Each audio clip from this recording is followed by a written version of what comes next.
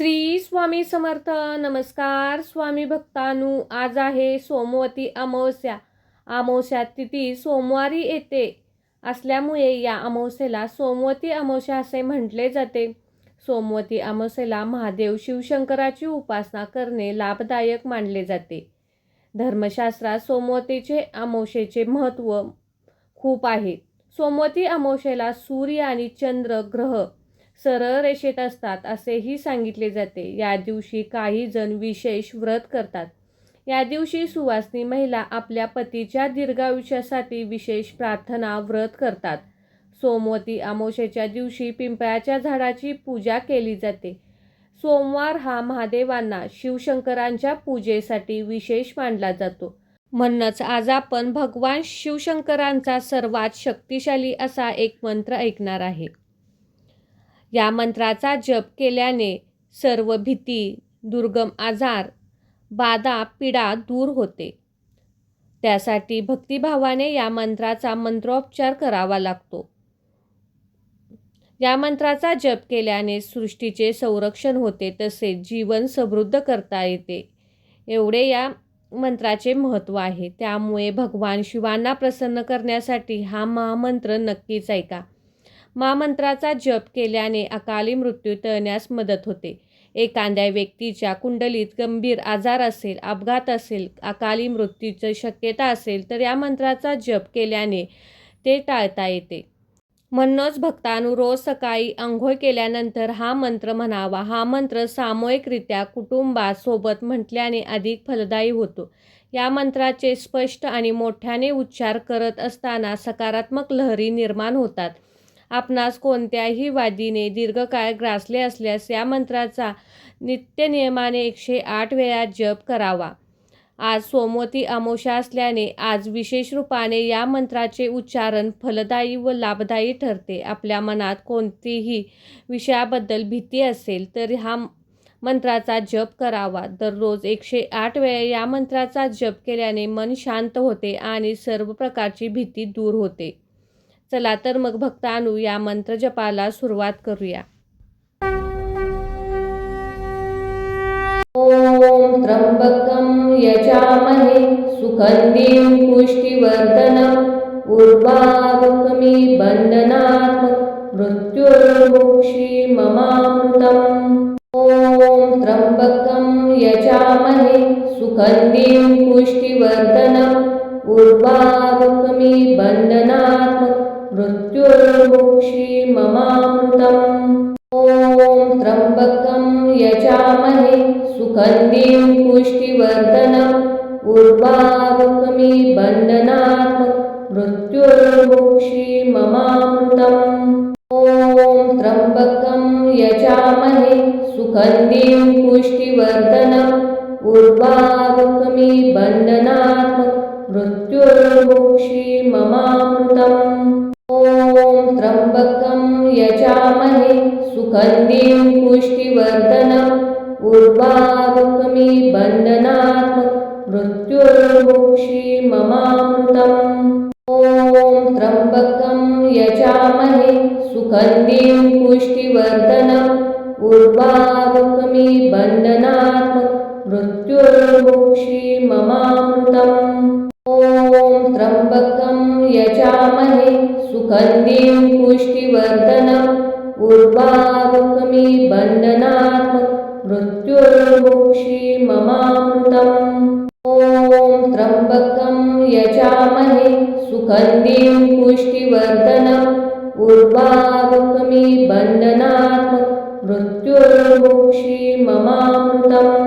ओम त्र्यंबकं यजामहे सुगंधिं पुष्टिवर्धनम् उर्वारुकमिव बन्धनात् मृत्युर्मुक्षीयमामृतम्. ओम त्र्यंबकं यजामहे सुगंधिं पुष्टिवर्धनम् उर्वारुकमिव बन्धनात् मृत्युर्मुक्षीयमामृतम्. ओम त्र्यंबकं यजामहे सुगंधिं पुष्टिवर्धनम् उर्वारुकमिव बन्धनात् मृत्युर्मुक्षीयमामृतम्. ओम त्र्यंबकं यजामहे सुगन्धिं पुष्टिवर्धनम् उर्वारुकमिव बन्धनात् मृत्युर्मुक्षीयमामृतम्। ॐ त्र्यम्बकं यजामहे सुगन्धिं पुष्टिवर्धनम् उर्वारुकमिव बन्धनात् मृत्युर्मुक्षीयमामृतम्। ॐ त्र्यम्बकं यजामहे सुगन्धिं पुष्टिवर्धनम् उर्वारुकमिव बन्धनात् मृत्युर्मुक्षीयमामृतम्। ॐ त्र्यम्बकं यजामहे सुगन्धिं पुष्टिवर्धनम् उर्वारुकमिव बन्धनात् मृत्युर्मुक्षीयमामृतम्। ॐ त्र्यम्बकं यजामहे सुगन्धिं पुष्टिवर्धनम् उर्वारुकमिव बन्धनात् मृत्युर्मुक्षीयमामृतम्। ॐ त्र्यम्बकं यजामहे सुगन्धिं पुष्टिवर्धनम् उर्वारुकमिव बन्धनात् मृत्युर्मुक्षीयमामृतम्। ॐ त्र्यम्बकं यजामहे सुगन्धिं पुष्टिवर्धनम् उर्वारुकमिव बन्धनात् मृत्युर्मुक्षीयमामृतम्।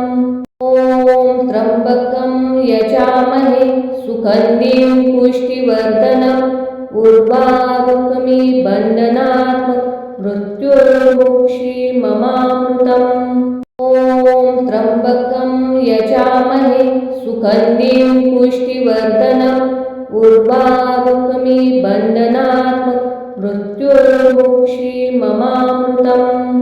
ॐ त्र्यम्बकं यजामहे सुगन्धिं पुष्टिवर्धनम् उर्वारुकमिव बन्धनात् मृत्युर्मुक्षीयमामृतम्।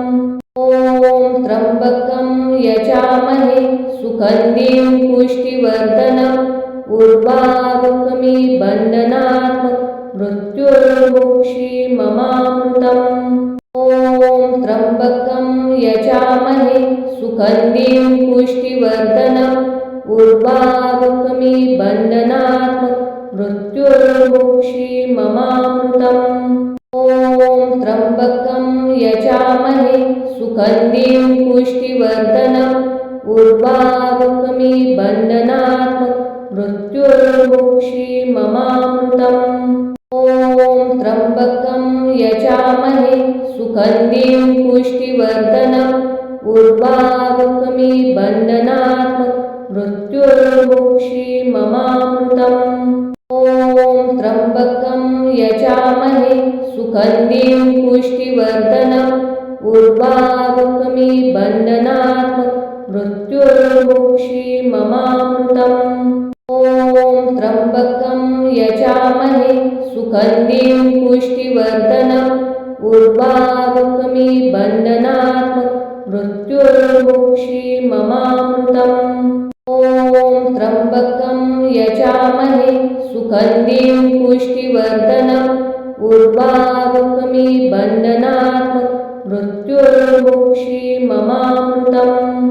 ॐ त्र्यम्बकं यजामहे सुगन्धिं पुष्टिवर्धनम् उर्वारुकमिव बन्धनात् मृत्युर्मुक्षीयमामृतम्।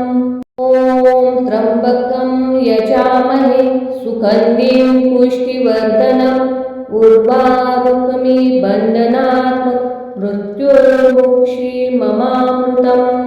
ॐ त्र्यम्बकं यजामहे सुगन्धिं पुष्टिवर्धनम् उर्वारुकमिव बन्धनात् मृत्युर्मुक्षीयमामृतम्।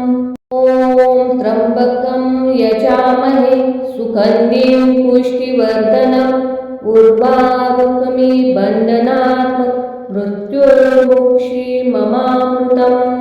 ॐ त्र्यम्बकं यजामहे सुगन्धिं पुष्टिवर्धनम् उर्वारुकमिव बन्धनात् मृत्युर्मुक्षीयमामृतम्। ॐ त्र्यम्बकं यजामहे सुगन्धिं पुष्टिवर्धनम् उर्वारुकमिव बन्धनात् मृत्युर्मुक्षीयमामृतम्। ममामृतम्। ॐ त्र्यम्बकं यजामहे सुगन्धिं पुष्टिवर्धनम्। उर्वारुकमिबन्धनात् मृत्युर्मुक्षीयमामृतम्। ॐ त्र्यम्बकं यजामहे सुगन्धिं पुष्टिवर्धनम्। उर्वारुकमिबन्धनात् मृत्युर्मुक्षीयमामृतम्। ॐ त्र्यम्बकं यजामहे सुगन्धिं पुष्टिवर्धनम्। उर्वारुकमिबन्धनात् मृत्युर्मुक्षीयमामृतम्। ॐ त्र्यम्बकं यजामहे सुगन्धिं पुष्टिवर्धनम्। उर्वारुकमिबन्धनात् मृत्युर्मुक्षीयमामृतम्। ॐ त्र्यम्बकं यजामहे सुगन्धिं पुष्टिवर्धनम्। उर्वारुकमिबन्धनात् मृत्युर्मुक्षीयमामृतम्। ॐ त्र्यम्बकं यजामहे सुगन्धिं पुष्टिवर्धनम्। उर्वारुकमिबन्धनात् मृत्युर्मुक्षीयमामृतम्। ॐ त्र्यम्बकं यजामहे सुगन्धिं पुष्टिवर्धनम्। उर्वारुकमिबन्धनात् मृत्युर्मुक्षीयमामृतम्। ॐ त्र्यम्बकं यजामहे सुगन्धिं पुष्टिवर्धनम्। उर्वारुकमिबन्धनात् मृत्युर्मुक्षीयमामृतम्। ॐ त्र्यम्बकं यजामहे सुगन्धिं पुष्टिवर्धनम्।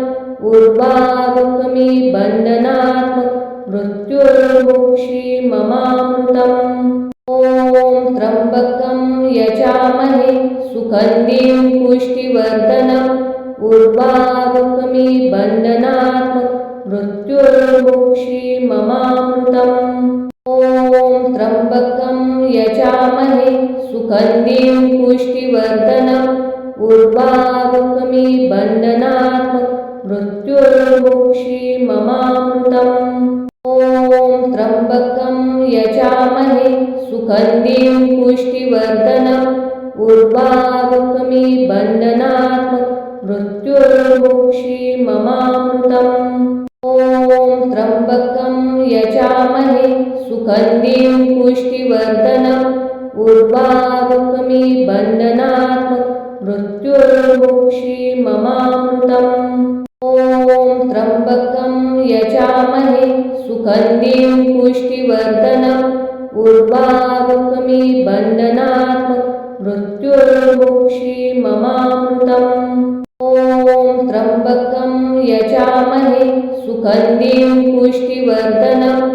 उर्वारुकमिबन्धनात् मृत्युर्मुक्षीयमामृतम्।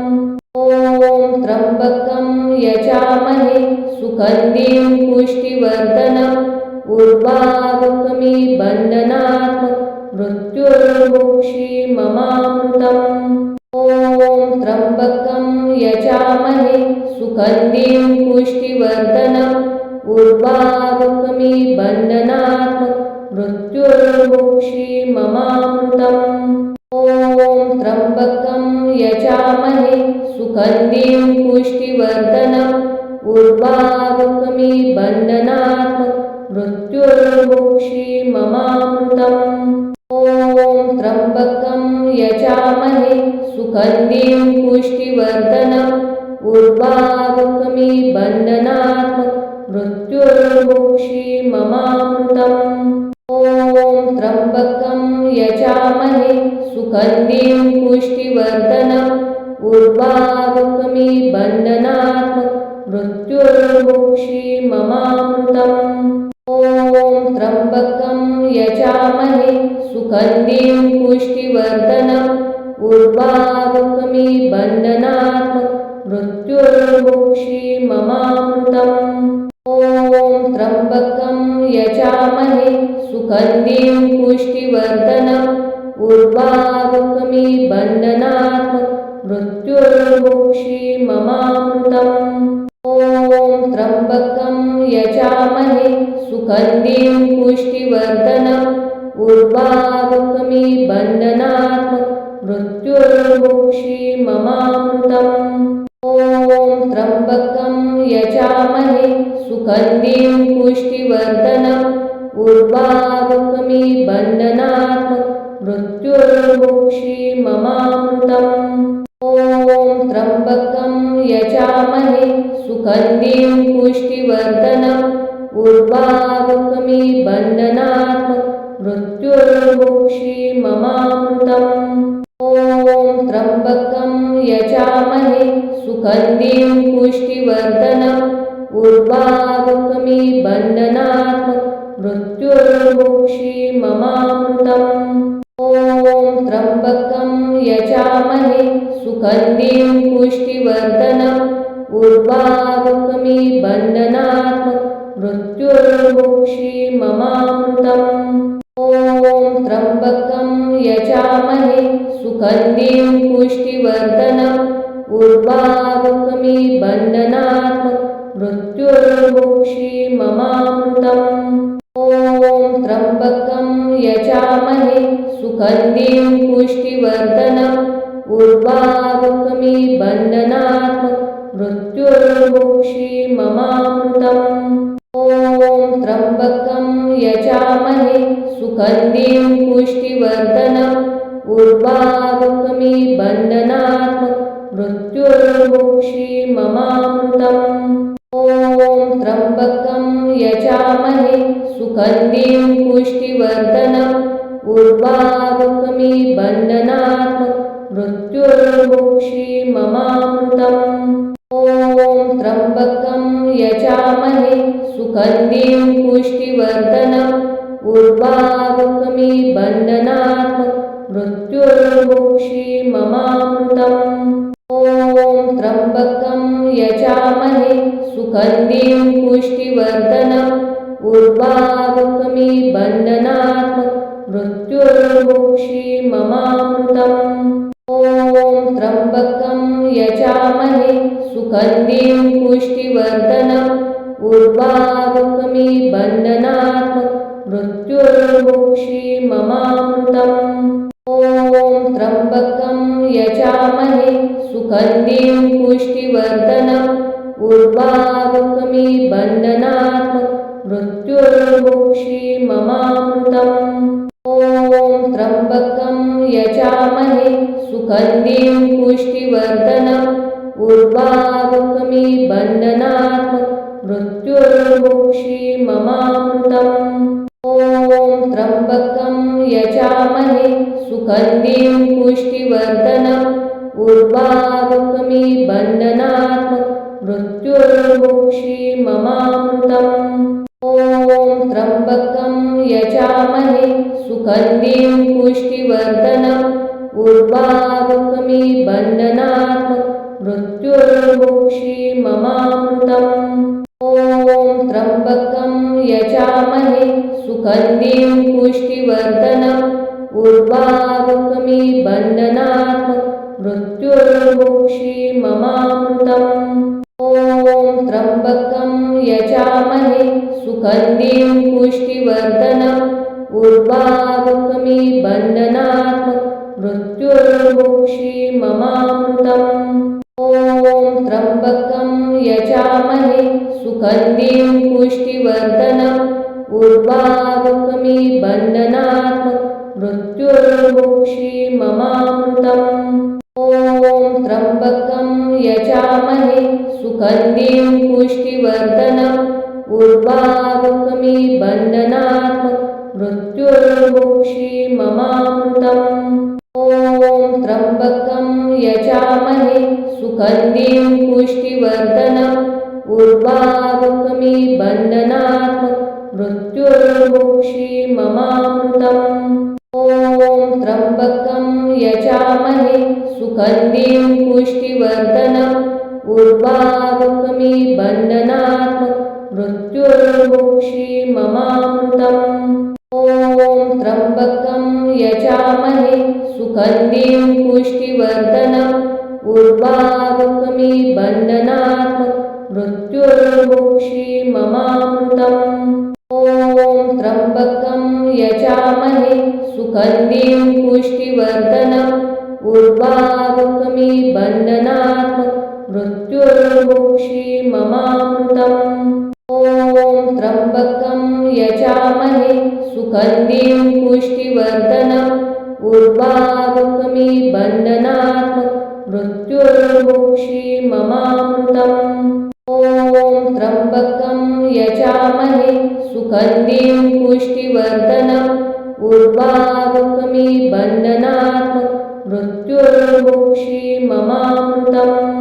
ॐ त्र्यम्बकं यजामहे सुगन्धिं पुष्टिवर्धनम् उर्वारुकमिव बन्धनात् मृत्युर्मुक्षीयमामृतम्। ॐ त्र्यम्बकं यजामहे सुगन्धिं पुष्टिवर्धनम् उर्वारुकमिव बन्धनात् मृत्युर्मुक्षीयमामृतम्। ॐ त्र्यम्बकं यजामहे सुगन्धिं पुष्टिवर्धनम् उर्वारुकमिव बन्धनात् मृत्युर्मुक्षीयमामृतम्। ॐ त्र्यम्बकं यजामहे सुगन्धिं पुष्टिवर्धनम् उर्वारुकमिव बन्धनात् मृत्युर्मुक्षीयमामृतम्। ॐ त्र्यम्बकं यजामहे सुगन्धिं पुष्टिवर्धनम् उर्वारुकमिव बन्धनात् मृत्युर्मुक्षीयमामृतम्। ॐ त्र्यम्बकं यजामहे सुगन्धिं पुष्टिवर्धनम् उर्वारुकमिव बन्धनात् मृत्युर्मुक्षीयमामृतम्। ॐ त्र्यम्बकं यजामहे सुगन्धिं पुष्टिवर्धनम् उर्वारुकमिव बन्धनात् मृत्युर्मुक्षीयमामृतम्। ॐ त्र्यम्बकं यजामहे सुगन्धिं पुष्टिवर्धनम् उर्वारुकमिव बन्धनात् मृत्युर्मुक्षीयमामृतम्। ॐ त्र्यम्बकं यजामहे सुगन्धिं पुष्टिवर्धनम् उर्वारुकमिव बन्धनात् मृत्युर्मुक्षीयमामृतम्। ॐ त्र्यम्बकं यजामहे सुगन्धिं पुष्टिवर्धनम् उर्वारुकमिव बन्धनात् मृत्युर्मुक्षीयमामृतम्। ॐ त्र्यम्बकं यजामहे सुगन्धिं पुष्टिवर्धनम् उर्वारुकमिव बन्धनात् मृत्युर्मुक्षीयमामृतम्। ॐ त्र्यम्बकं यजामहे सुगन्धिं पुष्टिवर्धनम् उर्वारुकमिव बन्धनात् मृत्युर्मुक्षीयमामृतम्। ॐ त्र्यम्बकं यजामहे सुगन्धिं पुष्टिवर्धनम् उर्वारुकमिव बन्धनात् मृत्युर्मुक्षीयमामृतम्। ॐ त्र्यम्बकं यजामहे सुगन्धिं पुष्टिवर्धनम् उर्वारुकमिव बन्धनात् मृत्युर्मुक्षीयमामृतम्। ॐ त्र्यम्बकं यजामहे सुगन्धिं पुष्टिवर्धनम् उर्वारुकमिव बन्धनात् मृत्युर्मुक्षीयमामृतम्। ॐ त्र्यम्बकं यजामहे सुगन्धिं पुष्टिवर्धनम् उर्वारुकमिव बन्धनात् मृत्युर्मुक्षीयमामृतम्। ॐ त्र्यम्बकं यजामहे सुगन्धिं पुष्टिवर्धनम् उर्वारुकमिव बन्धनात् मृत्युर्मुक्षीयमामृतम्। ॐ त्र्यम्बकं यजामहे सुगन्धिं पुष्टिवर्धनम् उर्वारुकमिव बन्धनात् मृत्युर्मुक्षीयमामृतम्। ॐ त्र्यम्बकं यजामहे सुगन्धिं पुष्टिवर्धनम् उर्वारुकमिव बन्धनात् मृत्युर्मुक्षीयमामृतम्। ॐ त्र्यम्बकं यजामहे सुगन्धिं पुष्टिवर्धनम् उर्वारुकमिव बन्धनात् मृत्युर्मुक्षीममामृतम्। ॐ त्र्यम्बकं यजामहे सुगन्धिं पुष्टिवर्धनम् उर्वारुकमिव बन्धनात् मृत्युर्मुक्षीममामृतम्। ॐ त्र्यम्बकं यजामहे सुगन्धिं पुष्टिवर्धनम् उर्वारुकमिव बन्धनात् मृत्युर्मुक्षीममामृतम्। ॐ त्र्यम्बकं यजामहे सुगन्धिं पुष्टिवर्धनम् उर्वारुकमिव बन्धनात् मृत्युर्मुक्षीममामृतम्। ॐ त्र्यम्बकं यजामहे सुगन्धिं पुष्टिवर्धनम् उर्वारुकमिव बन्धनात् मृत्युर्मुक्षीममामृतम्। ॐ त्र्यम्बकं यजामहे सुगन्धिं पुष्टिवर्धनम् उर्वारुकमिव बन्धनात् मृत्युर्मुक्षीममामृतम्। ॐ त्र्यम्बकं यजामहे सुगन्धिं पुष्टिवर्धनम् उर्वारुकमिव बन्धनात् मृत्युर्मुक्षीममामृतम्। ॐ त्र्यम्बकं यजामहे सुगन्धिं पुष्टिवर्धनम् उर्वारुकमिव बन्धनात् मृत्युर्मुक्षीममामृतम्। ॐ त्र्यम्बकं यजामहे सुगन्धिं पुष्टिवर्धनम् उर्वारुकमिव बन्धनात् मृत्युर्मुक्षीममामृतम्। ॐ त्र्यम्बकं यजामहे सुगन्धिं पुष्टिवर्धनम् उर्वारुकमिव बन्धनात् मृत्युर्मुक्षीममामृतम्। ॐ त्र्यम्बकं यजामहे सुगन्धिं पुष्टिवर्धनम् उर्वारुकमिव बन्धनात् मृत्युर्मुक्षीममामृतम्।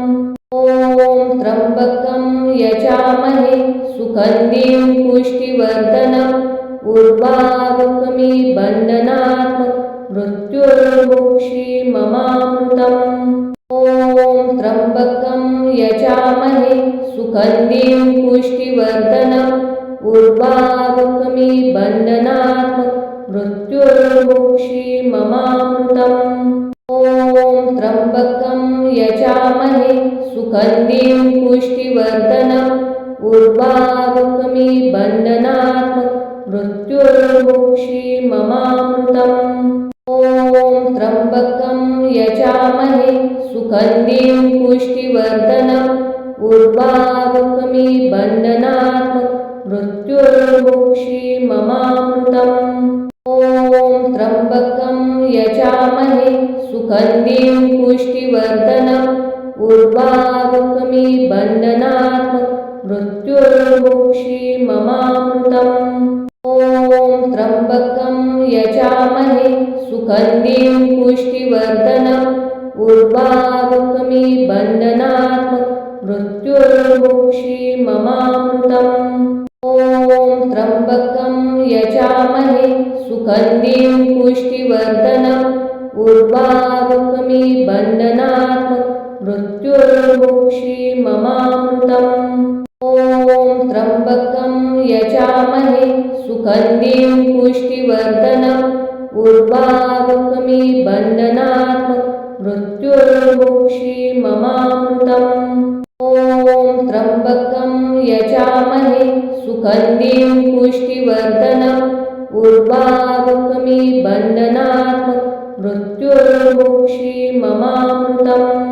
ॐ त्र्यम्बकं यजामहे सुगन्धिं पुष्टिवर्धनम् उर्वारुकमिव बन्धनात् मृत्युर्मुक्षीममामृतम्। ॐ त्र्यम्बकं यजामहे सुगन्धिं पुष्टिवर्धनम् उर्वारुकमिव बन्धनात् मृत्युर्मुक्षीममामृतम्। ॐ त्र्यम्बकं यजामहे सुगन्धिं पुष्टिवर्धनम् उर्वारुकमिव बन्धनात् मृत्युर्मुक्षीममामृतम्।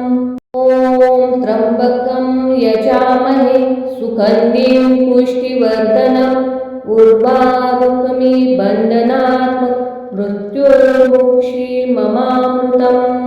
ॐ त्र्यम्बकं यजामहे सुगन्धिं पुष्टिवर्धनम् उर्वारुकमिव बन्धनात् मृत्युर्मुक्षीयमामृतम्। ॐ त्र्यम्बकं यजामहे सुगन्धिं पुष्टिवर्धनम् उर्वारुकमिव बन्धनात् मृत्युर्मुक्षीयमामृतम्।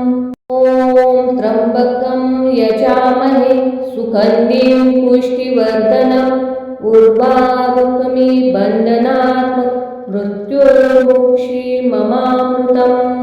ॐ त्र्यम्बकं यजामहे सुगन्धिं पुष्टिवर्धनम् उर्वारुकमिव बन्धनात् मृत्युर्मुक्षीयमामृतम्। ॐ त्र्यम्बकं यजामहे सुगन्धिं पुष्टिवर्धनम् उर्वारुकमिव बन्धनात् मृत्युर्मुक्षीयमामृतम्। ॐ त्र्यम्बकं यजामहे सुगन्धिं पुष्टिवर्धनम् उर्वारुकमिव बन्धनात् मृत्युर्मुक्षीयमामृतम्। ॐ त्र्यम्बकं यजामहे सुगन्धिं पुष्टिवर्धनम् उर्वारुकमिव बन्धनात् मृत्युर्मुक्षीयमामृतम्। ॐ त्र्यम्बकं यजामहे सुगन्धिं पुष्टिवर्धनम् उर्वारुकमिव बन्धनात् मृत्युर्मुक्षीयमामृतम्। ॐ त्र्यम्बकं यजामहे सुगन्धिं पुष्टिवर्धनम् उर्वारुकमिव बन्धनात् मृत्युर्मुक्षीयमामृतम्। ॐ त्र्यम्बकं यजामहे सुगन्धिं पुष्टिवर्धनम् उर्वारुकमिव बन्धनात् मृत्युर्मुक्षीयमामृतम्। ॐ त्र्यम्बकं यजामहे सुगन्धिं पुष्टिवर्धनम् उर्वारुकमिव बन्धनात् मृत्युर्मुक्षीयमामृतम्। ॐ त्र्यम्बकं यजामहे सुगन्धिं पुष्टिवर्धनम् उर्वारुकमिव बन्धनात् मृत्युर्मुक्षीयमामृतम्। ॐ त्र्यम्बकं यजामहे सुगन्धिं पुष्टिवर्धनम् उर्वारुकमिव बन्धनात् मृत्युर्मुक्षीयमामृतम्। ॐ त्र्यम्बकं यजामहे सुगन्धिं पुष्टिवर्धनम् उर्वारुकमिव बन्धनात् मृत्युर्मुक्षीयमामृतम्। ॐ त्र्यम्बकं यजामहे सुगन्धिं पुष्टिवर्धनम् उर्वारुकमिव बन्धनात् मृत्युर्मुक्षीयमामृतम्। ॐ त्र्यम्बकं यजामहे सुगन्धिं पुष्टिवर्धनम् उर्वारुकमिव बन्धनात् मृत्युर्मुक्षीयमामृतम्। ॐ त्र्यम्बकं यजामहे सुगन्धिं पुष्टिवर्धनम् उर्वारुकमिव बन्धनात् मृत्युर्मुक्षीयमामृतम्।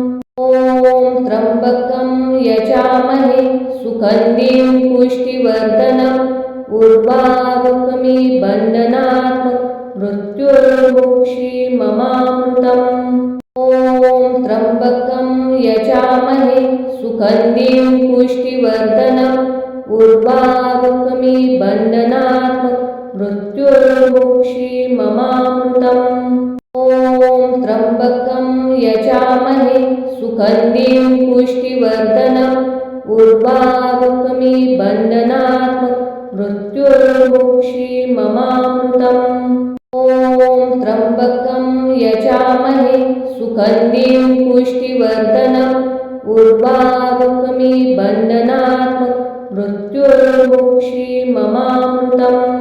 ॐ त्र्यम्बकं यजामहे सुगन्धिं पुष्टिवर्धनम् उर्वारुकमिव बन्धनात् मृत्युर्मुक्षीयमामृतम्। ॐ त्र्यम्बकं यजामहे सुगन्धिं पुष्टिवर्धनम् उर्वारुकमिबन्धनात् मृत्युर्मुक्षीममामृतम्। ॐ त्र्यम्बकं यजामहे सुगन्धिं पुष्टिवर्धनम् उर्वारुकमिबन्धनात् मृत्युर्मुक्षीममामृतम्। ॐ त्र्यम्बकं यजामहे सुगन्धिं पुष्टिवर्धनम् उर्वारुकमिबन्धनात् मृत्युर्मुक्षीममामृतम्। ॐ त्र्यम्बकं यजामहे सुगन्धिं पुष्टिवर्धनम् उर्वारुकमिबन्धनात् मृत्युर्मुक्षीममामृतम्। ॐ त्र्यम्बकं यजामहे सुगन्धिं पुष्टिवर्धनम् उर्वारुकमिबन्धनात् मृत्युर्मुक्षीममामृतम्। ॐ त्र्यम्बकं यजामहे सुगन्धिं पुष्टिवर्धनम् उर्वारुकमिबन्धनात् मृत्युर्मुक्षीममामृतम्। ॐ त्र्यम्बकं यजामहे सुगन्धिं पुष्टिवर्धनम् उर्वारुकमिबन्धनात् मृत्युर्मुक्षीममामृतम्। ॐ त्र्यम्बकं यजामहे सुगन्धिं पुष्टिवर्धनम् उर्वारुकमिबन्धनात् मृत्युर्मुक्षीममामृतम्। ॐ त्र्यम्बकं यजामहे सुगन्धिं पुष्टिवर्धनम् उर्वारुकमिबन्धनात् मृत्युर्मुक्षीममामृतम्। ॐ त्र्यम्बकं यजामहे सुगन्धिं पुष्टिवर्धनम् उर्वारुकमिबन्धनात् मृत्युर्मुक्षीममामृतम्।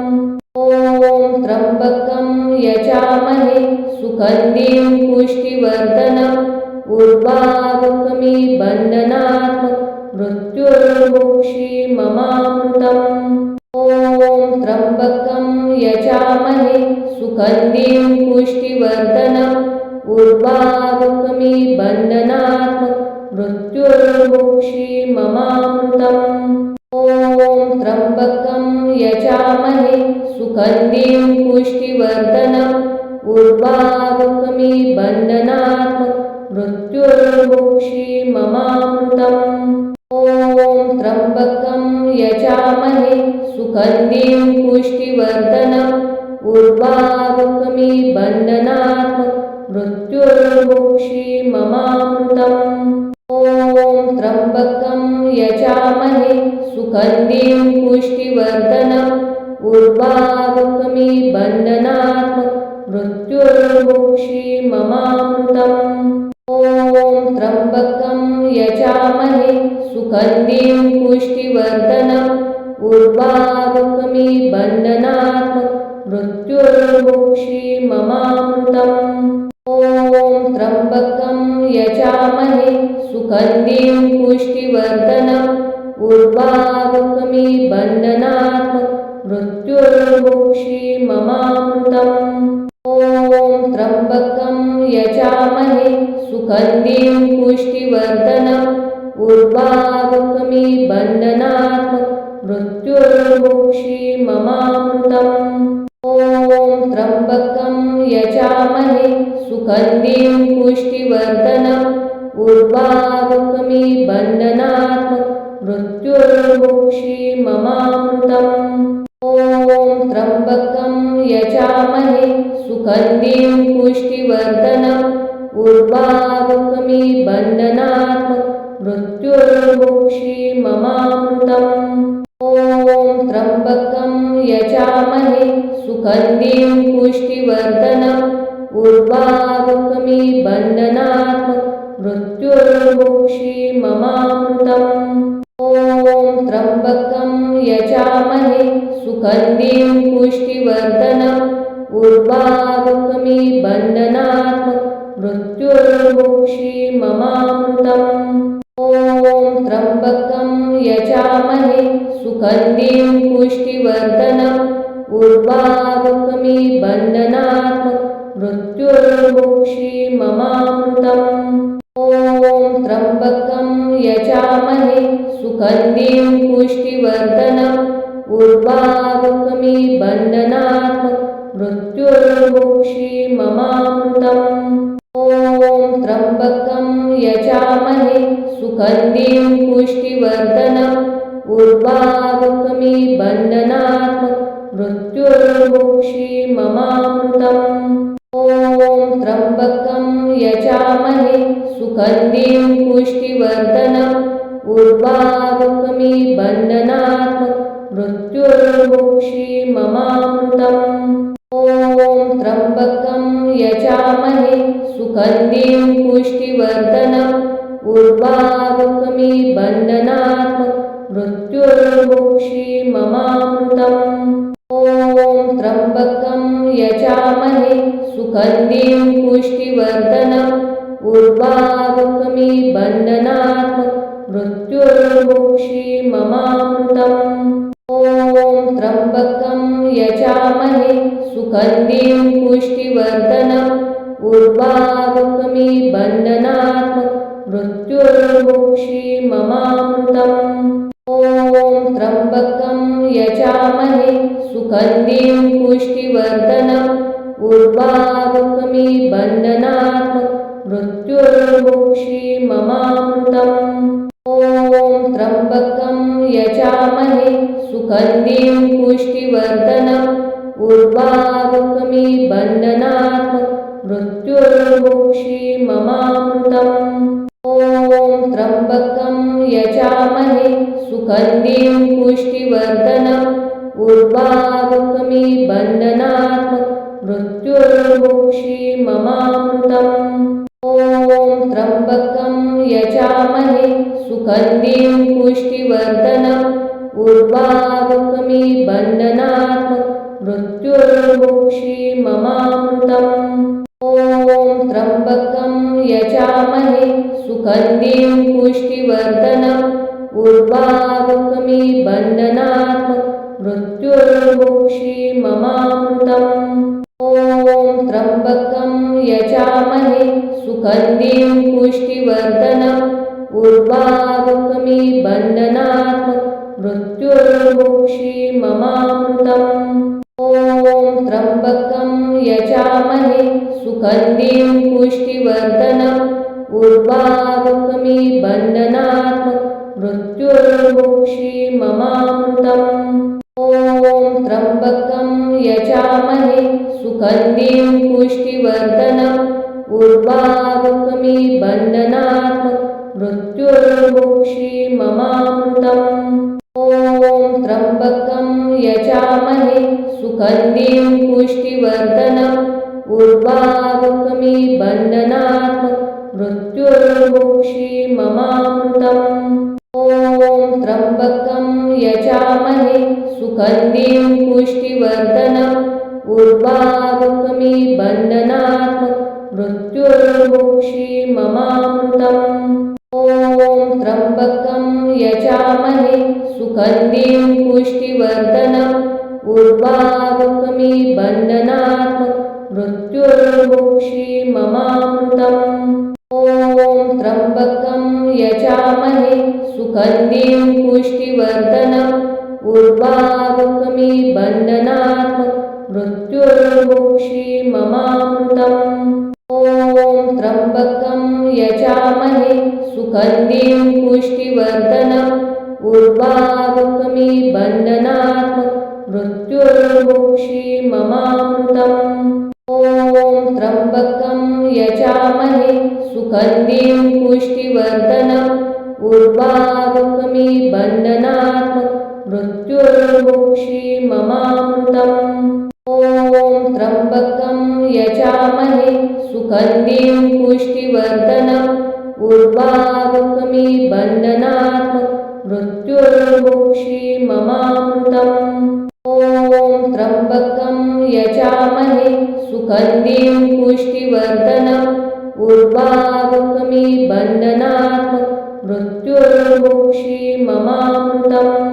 ॐ त्र्यंबकं यजामहे सुगन्धिं पुष्टिवर्धनम् उर्वारुकमिव बन्धनात् मृत्युर्मुक्षीममामृतम्।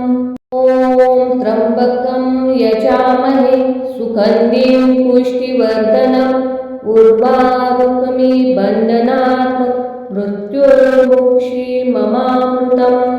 ॐ त्र्यम्बकं यजामहे सुगन्धिं पुष्टिवर्धनम् उर्वारुकमिबन्धनात् मृत्युर्मुक्षीममामृतम्।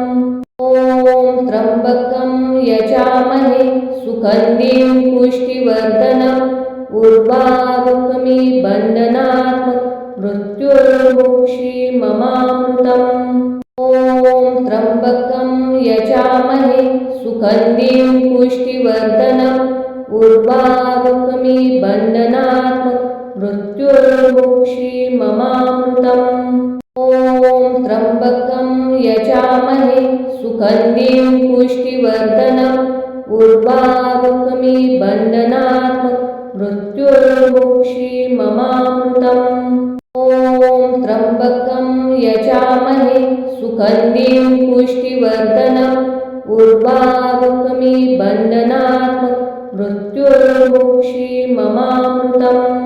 ॐ त्र्यम्बकं यजामहे सुगन्धिं पुष्टिवर्धनम् उर्वारुकमिबन्धनात् मृत्युर्मुक्षीममामृतम्।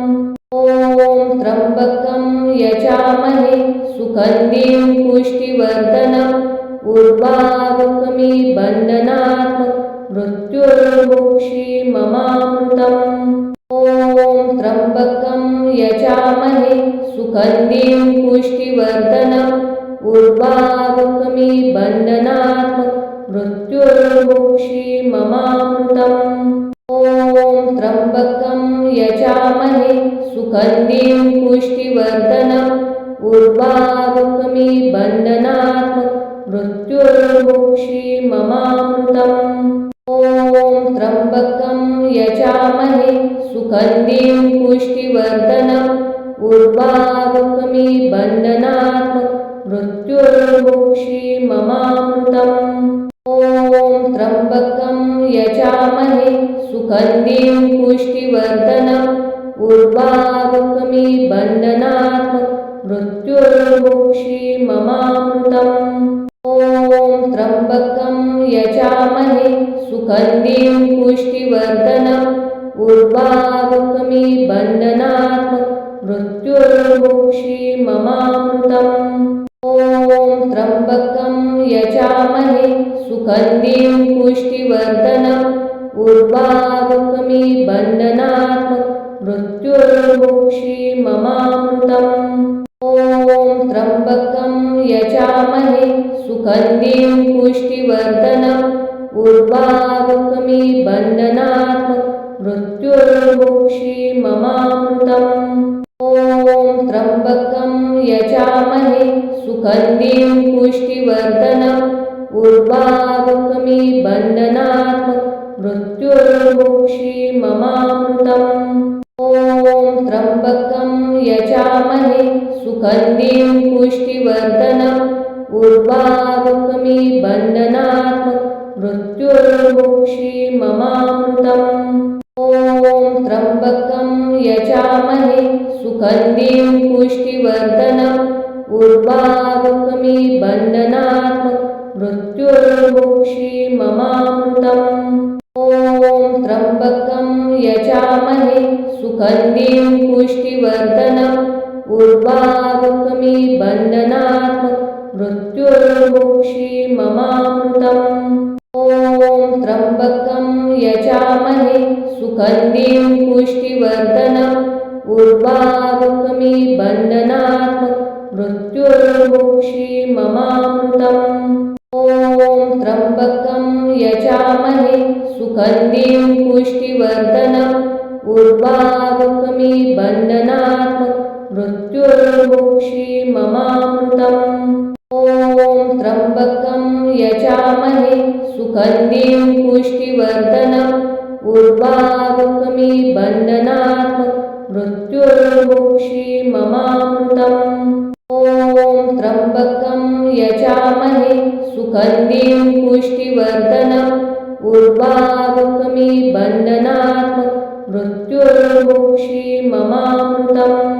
ॐ त्र्यम्बकं यजामहे सुगन्धिं पुष्टिवर्धनम् उर्वारुकमिबन्धनात् मृत्युर्मुक्षीममामृतम्। ॐ त्र्यम्बकं यजामहे सुगन्धिं पुष्टिवर्धनम् उर्वारुकमिबन्धनात् मृत्युर्मुक्षीममामृतम्। ॐ त्र्यम्बकं यजामहे सुगन्धिं पुष्टिवर्धनम् उर्वारुकमिबन्धनात् मृत्युर्मुक्षीममामृतम्। ॐ त्र्यम्बकं यजामहे सुगन्धिं पुष्टिवर्धनम् उर्वारुकमिबन्धनात् मृत्युर्मुक्षीममामृतम्। ॐ त्र्यम्बकं यजामहे सुगन्धिं पुष्टिवर्धनम् उर्वारुकमिबन्धनात् मृत्युर्मुक्षीममामृतम्। ॐ त्र्यम्बकं यजामहे सुगन्धिं पुष्टिवर्धनम् उर्वारुकमिबन्धनात् मृत्युर्मुक्षीममामृतम्। ॐ त्र्यम्बकं यजामहे सुगन्धिं पुष्टिवर्धनम् उर्वारुकमिबन्धनात् मृत्युर्मुक्षीममामृतम्। ॐ त्र्यम्बकं यजामहे सुगन्धिं पुष्टिवर्धनम् उर्वारुकमिबन्धनात् मृत्युर्मुक्षीममामृतम्। ॐ त्र्यम्बकं यजामहे सुगन्धिं पुष्टिवर्धनम् उर्वारुकमिबन्धनात् मृत्युर्मुक्षीममामृतम्। ॐ त्र्यम्बकं यजामहे सुगन्धिं पुष्टिवर्धनम् उर्वारुकमिबन्धनात् मृत्युर्मुक्षीममामृतम्। ॐ त्र्यम्बकं यजामहे सुगन्धिं पुष्टिवर्धनम् उर्वारुकमिबन्धनात् मृत्युर्मुक्षीममामृतम्। ॐ त्र्यम्बकं यजामहे सुगन्धिं पुष्टिवर्धनम् उर्वारुकमिबन्धनात् मृत्युर्मुक्षीममामृतम्। ॐ त्र्यम्बकं यजामहे सुगन्धिं पुष्टिवर्धनम् उर्वारुकमिबन्धनात् मृत्युर्मुक्षीममामृतम्। ॐ त्र्यम्बकं यजामहे सुगन्धिं पुष्टिवर्धनम् उर्वारुकमिबन्धनात् मृत्युर्मुक्षीममामृतम्।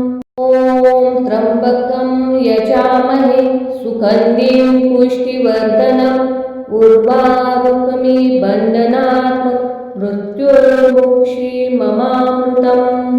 ॐ त्र्यम्बकं यजामहे सुगन्धिं पुष्टिवर्धनम् उर्वारुकमिबन्धनात् मृत्युर्मुक्षीममामृतम्।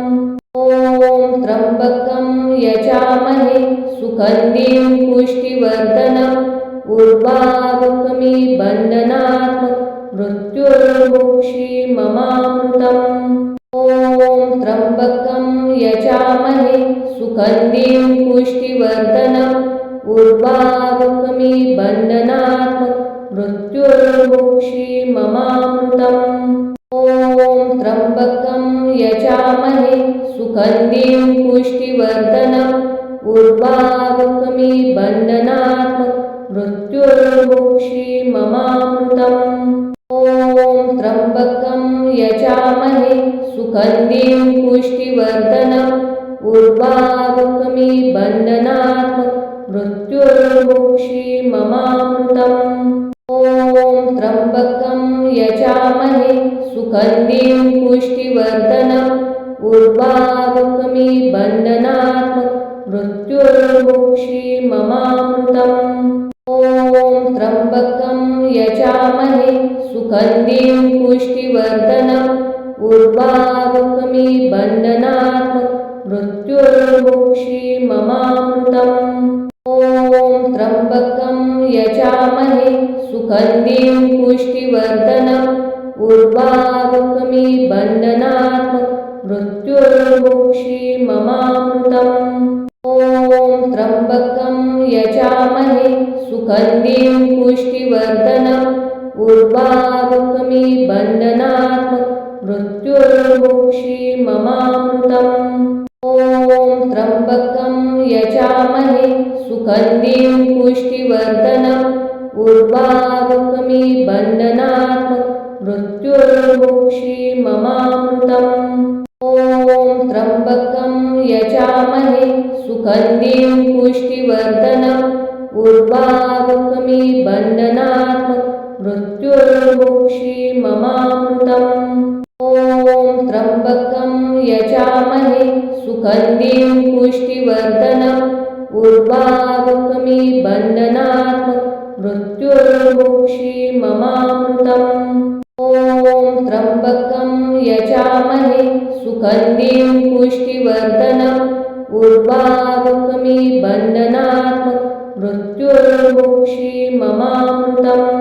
ॐ त्र्यंबकं यजामहे सुगन्धिं पुष्टिवर्धनम् उर्वारुकमिव बन्धनात् मृत्युर्मुक्षीयमामृतम्। ॐ त्र्यंबकं यजामहे सुगन्धिं पुष्टिवर्धनम् उर्वारुकमिव बन्धनात् मृत्युर्मुक्षीयमामृतम्। ॐ त्र्यंबकं यजामहे सुगन्धिं पुष्टिवर्धनम् उर्वारुकमिव बन्धनात् मृत्युर्मुक्षीयमामृतम्। ॐ त्र्यंबकं यजामहे सुगन्धिं पुष्टिवर्धनम् उर्वारुकमिव बन्धनात् मृत्युर्मुक्षीयमामृतम्। ॐ त्र्यंबकं यजामहे सुगन्धिं पुष्टिवर्धनम् उर्वारुकमिव बन्धनात् मृत्युर्मुक्षीयमामृतम्। ॐ त्र्यंबकं यजामहे सुगन्धिं पुष्टिवर्धनम् उर्वारुकमिव बन्धनात् मृत्युर्मुक्षीयमामृतम्।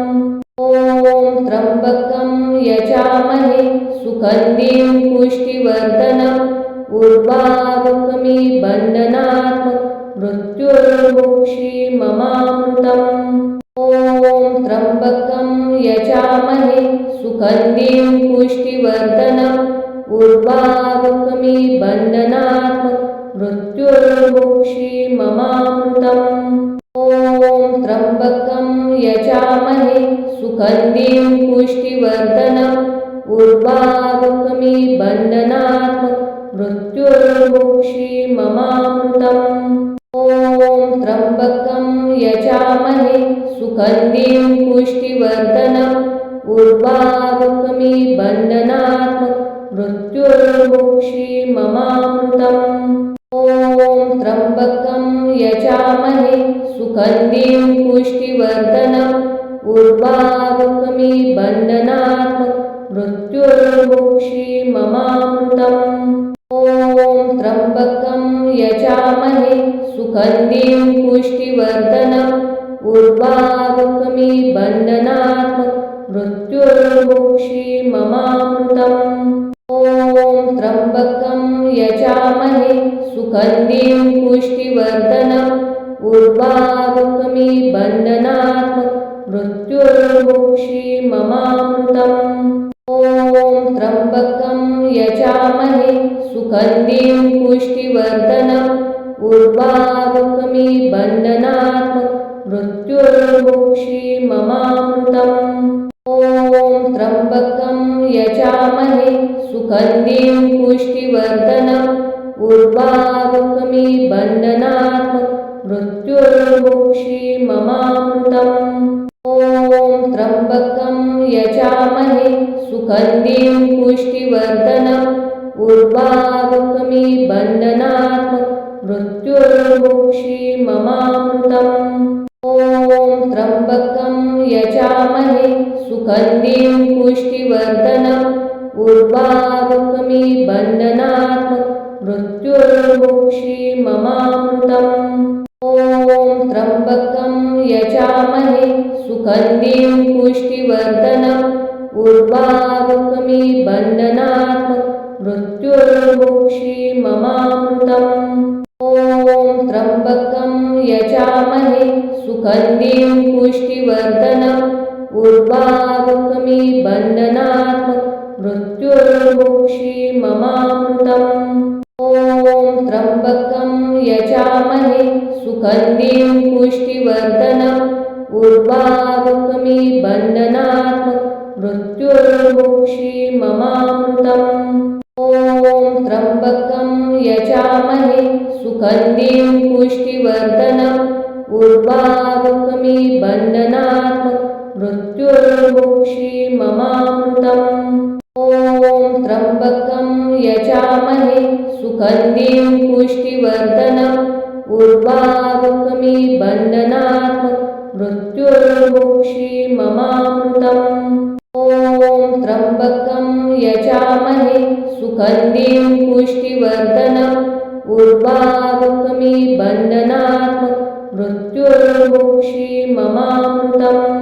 ॐ त्र्यम्बकं यजामहे सुगन्धिं पुष्टिवर्धनम् उर्वारुकमिबन्धनात् मृत्युर्मुक्षीममामृतम्।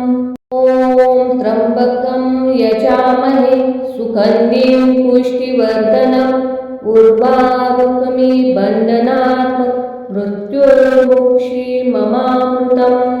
ॐ त्र्यम्बकं यजामहे सुगन्धिं पुष्टिवर्धनम् उर्वारुकमिबन्धनात् मृत्युर्मुक्षीममामृतम्।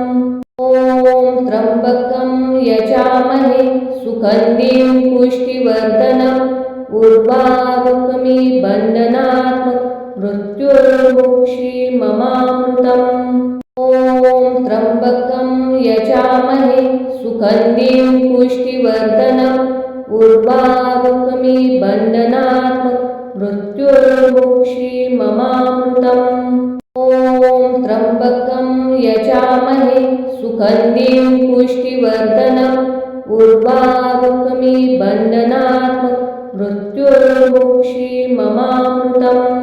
ॐ त्र्यम्बकं यजामहे सुगन्धिं पुष्टिवर्धनम् उर्वारुकमिबन्धनात् मृत्युर्मुक्षीममामृतम्।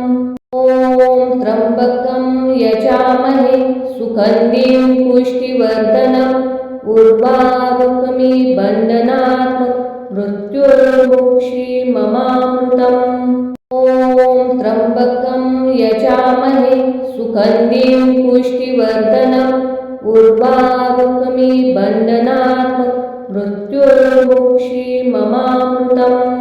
ॐ त्र्यम्बकं यजामहे सुगन्धिं पुष्टिवर्धनम् उर्वारुकमिबन्धनात् मृत्युर्मुक्षीममामृतम्।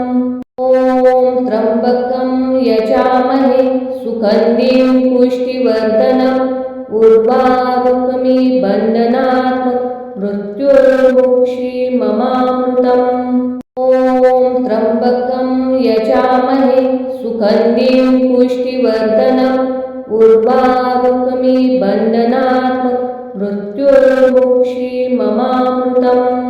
ॐ त्र्यम्बकं यजामहे सुगन्धिं पुष्टिवर्धनम् उर्वारुकमिबन्धनात् मृत्युर्मुक्षीममामृतम्। ॐ त्र्यम्बकं यजामहे सुगन्धिं पुष्टिवर्धनम् उर्वारुकमिबन्धनात् मृत्युर्मुक्षीममामृतम्।